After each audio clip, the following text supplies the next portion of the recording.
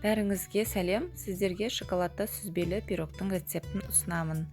Пирог өте жұмсақ әрі дәмді болып шығады, міндетті түрде дайындап көріңіздер. Алдымен ыдысқа жұмыртқаларымызды жарып аламыз. Жұмыртқаның үстіне қантты қосып, масса аппақ болып көпіргенге дейін жақсылап миксерлейміз. Одан кейін үстіне сұйық май, какао, ұн және қопсытқышты қосып, барлығын алдымен миксердің насадкасымен қолмен араластырамыз. Одан кейін масса біркелкі болғанға дейін миксермен араластырамыз. Пирогтың тестісі осындай болып шығады.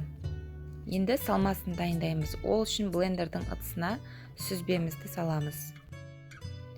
Үстіне қантты, крахмалды және ванильді қантты, одан кейін бір жұмыртқаны қосып, барлығын біркелкі масса болғанға дейін жақсылап араластырамыз. Салмасын блендерде араластыру міндетті емес, жай ғана шанышқының немесе венчиктің көмегімен де араластыруға болады. Дайын болған салмамызды кондитер мешогына саламыз. Енді пирогты дайындайтын формамызға тестамызды саламыз. Оның үстіне салмамызды осылай өзіміздің фантазиямызбен әдемілейміз.